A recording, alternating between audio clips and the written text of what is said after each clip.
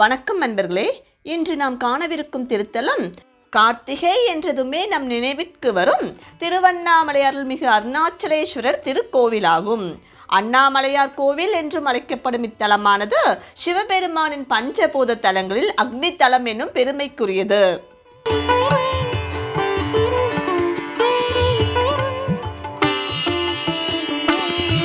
தேவாரம் பாடப்பெற்ற 274 சிவாலயங்களில் இது 233வது தேவார தலமாகும். தேவார பாடப்பெற்ற நடுநாட்டு தலங்களில் இது 22வது தலமாகும். அப்பர் மற்றும் சம்பந்தர் இத்தலத்தின் மீது தேவார பதிகம் பாடியுள்ளனர். நினைத்தாலே முக்தி தரும் திருவண்ணாமலை என சிறப்பு பெற்ற இத்தலமானது எண்ணிலடங்கா சிறப்புகளை உடையது. வாருங்கள் ஒவ்வொன்றாக பார்ப்போம்.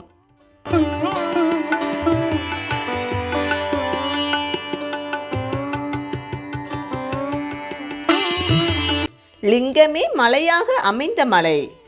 நான் என்ற அகந்தை அழிந்த தலம். உண்ணாமுலையம்மன் சிவபெருமானிடம் இடப்பாகம் பெற கிரிவலம் வந்து தவம் செய்த தலம். பார்வதிக்கு சிவபெருமான் தன் உடம்பில் சரிபாதியாக இடப்பாகம் தந்து ஜோதி சொரூபமாக காட்சி தந்த தலம். அருணகிரிநாதர் பிறந்து வளர்ந்து வாழ்ந்து முக்தி அடைந்த தலம்.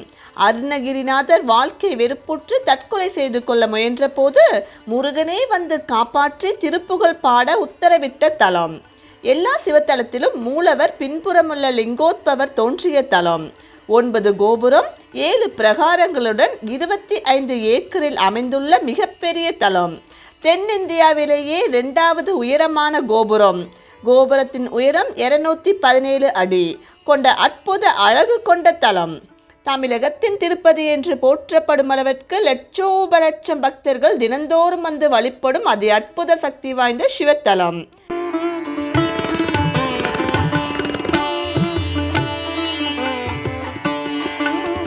சேர, சோழ, பாண்டிய, வைசால மன்னர்களால் பல்வேறு காலகட்டங்களில் திருப்பணி செய்யப்பட்ட மிக பழமையான திருக்கோவில் இது.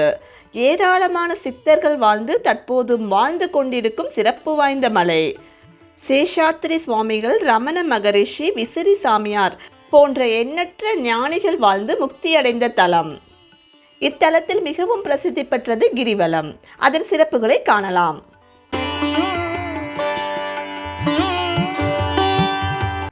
கைலாயத்தில் லிங்கம் இருப்பதால் கைலாயம் சிறப்பு.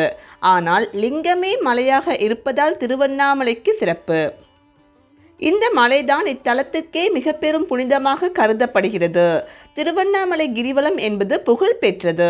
இந்த மலையையே சிவலிங்கமாக கருதி சித்தர்கள், முனிவர்கள், ஞானிகள் எல்லாரும் வழிபட்டுள்ளனர். உலகம் தோன்றிய காலத்திலிருந்தே இம்மலை உள்ளதாம். கிருத யுகத்தில் நெருப்பு மலையாகவும், திரேதா யுகத்தில் மாணிக்க மலையாகவும், துவாரா யுகத்தில் பொன்மலையாகவும், இப்பொழுது கலியுகத்தில் கல்மலையாகவும் உள்ளது. கார்த்திகை மாதம் கிருத்திகை நாளன்றுதான் பார்வதிக்கு சிவபெருமான் இடப்பாகம் அளித்தார் என்பதால் அன்றைய தினம் சுற்றுவது சிறப்பு. முனிவர்களும் ஞானிகளும் சித்தர்களும் ஒவ்வொரு தமிழ் மாத பிறப்பின் போதும் பிரதோஷ காலத்திலும் மலைவலம் வந்தார்களாம். எனவே அந்த நாளில் கிரிவலம் சுற்றுவதும் நல்லது.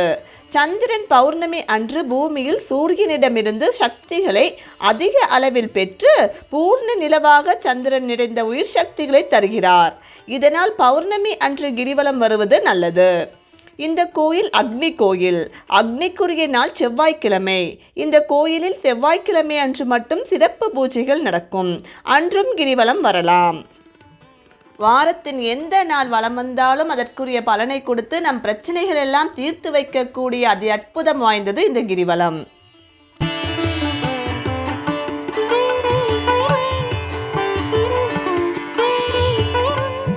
அம்மனின் 51 சக்தி பீடங்களில் இது அருணை சக்தி பீடமாகும்.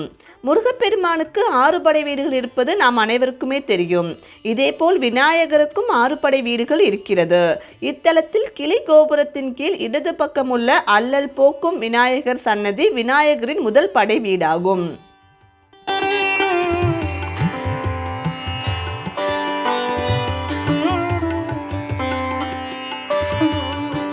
சிவபெருமான் கார்த்திகை மாத கிருத்திகை நட்சத்திரத்தில் திருமால், பிரம்மா இருவருக்கும் அக்னி வடிவமாக காட்சி தந்தார்.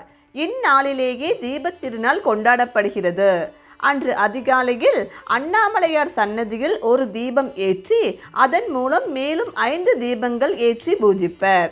பின்பு அந்த தீபங்களை ஒன்றாக்கி அண்ணாமலையார் அருகில் வைத்து விடுவர். இதனை ஏகன் அநேகனாகி அநேகன் ஏகனாகுதல் தத்துவம் என்கிறார்கள். பரம்பொருளான சிவனே பல வடிவங்களாக அருளுகிறார் என்பதே இந்நிகழ்ச்சியின் உட்கருத்தாகும். பின்பு இந்த தீபத்தை மலைக்கு கொண்டு சென்று விடுவார்கள். மாலையில் கொடிமரம் அருகிலுள்ள மண்டபத்திற்கு பஞ்சமூர்த்திகள் எழுந்தருளுவர். அப்பொழுது மூலஸ்தானத்திலிருந்து அர்த்தநாரீஸ்வரரும் வருவார். அவர் முன்னால் அகண்ட தீபம் ஏற்றியதும் மலையில் மகா தீபம் ஏற்றப்படும். அவ்வேளையில் அண்ணாமலையார் ஜோதி வடிவில் காட்சி தருவதாக ஐதீகம். மகா தீபம் ஏற்றும் வேளையில் மட்டுமே அர்த்தநாரீஸ்வரரை தரிசிக்க முடியும். மற்ற நாட்களில் இவர் சன்னதியை விட்டு வருவதில்லை.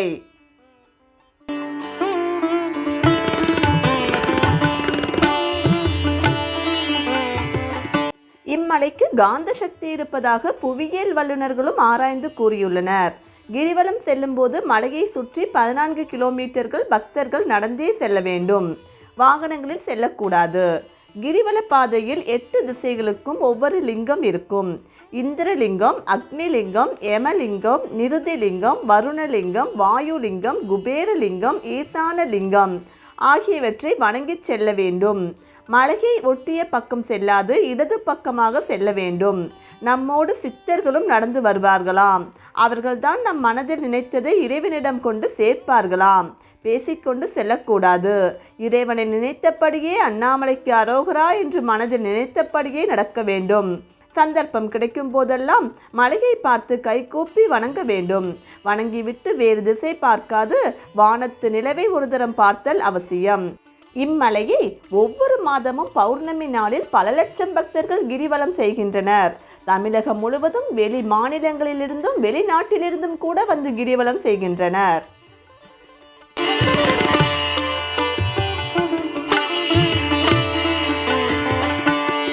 கோயிலில் 9 கோபுரங்கள் உள்ளன. கோபுரங்கள் நிறைந்த கோவில் இது. இக்கோவிலில் உள்ளே 6 பிரகாரங்கள் உள்ளன. 142 சன்னதிகள், 22 பிள்ளையார்கள், 306 மண்டபங்கள், 1000 தூண்கள் கொண்ட ஆயிரங்கால் மண்டபம், அதனடியில் பாதாள லிங்கம், 43 செப்புச் சிலைகள், கல்யாண மண்டபம், அண்ணாமலையார் பாத மண்டபம் என அமைந்த கோவில் இது. கோவிலின் உள்ளே சிவகங்கை தீர்த்தம், பிரம்ம தீர்த்தம் என்ற 2 பெரிய குளங்கள் உள்ளன.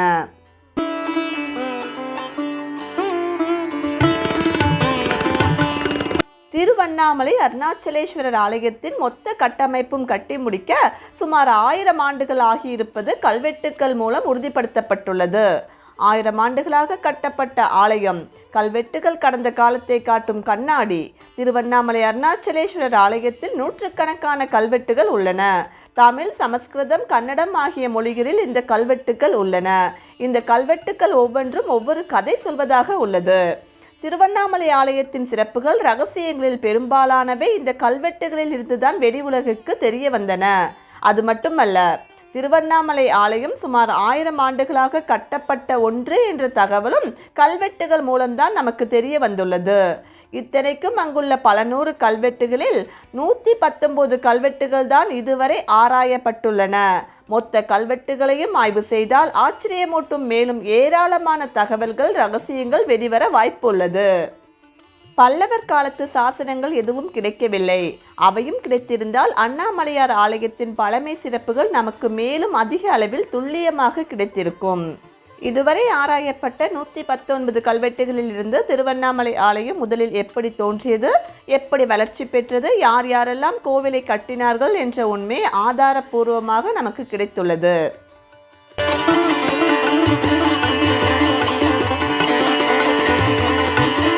கோவிலின் தல வரலாற்றை அறிந்து கொள்வோம்.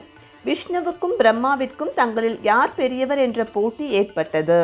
சிவபெருமானிடம் இருவரும் சென்று கூற, அவரோ யார் எனது அடி முடியை கண்டு வருகிறீர்களோ அவர்தான் பெரியவர் என்று தெரிவித்து விட்டார்.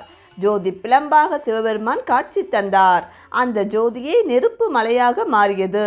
இதுவே கோயிலின் பின்னணியில் உள்ள திருவண்ணாமலையாகும். சிவனின் அடியை காண்பதற்காக விஷ்ணு வராக அவதாரம் எடுத்து பூமிக்குள் சென்றார்.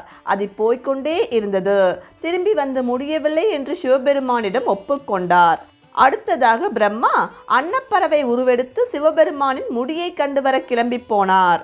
அது முடியாது என தெரிந்தவுடன் திரும்பி வந்து தாளம்பூவை சாட்சி சொல்ல வைத்து சிவபெருமானிடம் தான் தங்களது முடியை கண்டேன் என்றார். பிரம்மன் பொய் சொன்னது அறிந்து உனக்கு பூமியில் கோயிலோ பூஜையோ கிடையாது என சாபமிட்டார். விஷ்ணு உண்மையை கூறியதால் தனக்கு சமமாக பூமியில் கோவிலும் பூஜையும் கிடைக்க வரம் அளித்தார். பொய் சொன்ன தாளம்பூவை தன்னை தீண்டக்கூடாது என்று சபித்தார்.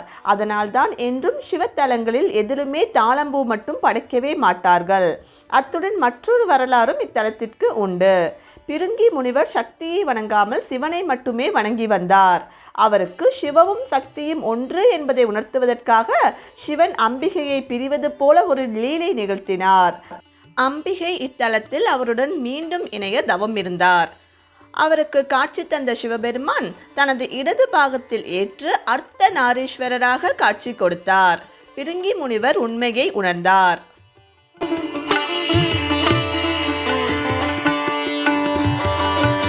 கோவிலில் தரிசனம் செய்யும் பக்தர்கள் தவறாமல் பாத தரிசனம் செய்வது நன்மை தரும். இறைவனின் திருப்பாத தரிசனம் நமது முற்பிறவி பாவங்களை எல்லாம் தீர்க்கும் என்பது ஐதீகம். கோவிலுக்கு உள்ளே கோபுரத்திற்கு வலது புறத்தில் அண்ணாமலையார் பாதம் உள்ளது. அடிமுடி காணாத பரம்பொருளின் பாத தரிசனம் காண வேண்டி அடியவர்களும் அருளாளர்களும் மேற்கொண்ட கடும் தவத்தின் பயனாக விஸ்வரூப மூர்த்தியாக அண்ணாமலையார் எழுந்தருளிய இடத்தில் அமைந்துள்ளதே திருப்பாதம்.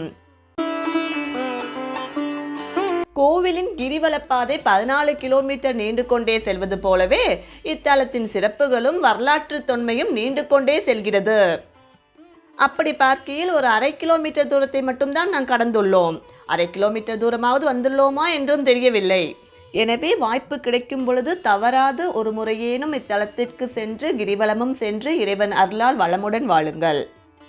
பூக்கடைக்கு விளம்பரம் தேவையில்லை என்பது போல இத்தலத்திற்கு வரைபடமோ வழியோ சொல்ல வேண்டிய அவசியமும் இல்லை. இந்த பதிவு பிடித்திருந்தால் லைக் பண்ணுங்க, ஷேர் பண்ணுங்க, உங்கள் கருத்துக்களை கமெண்டில் சொல்லுங்க. இதேபோல் தமிழகத்தில் உள்ள பல்வேறு கோவில்கள் பற்றிய தகவல்களை அறிந்து கொள்ள நமது சேனலை சப்ஸ்கிரைப் செய்து தொடர்ந்து பாருங்கள். நன்றி.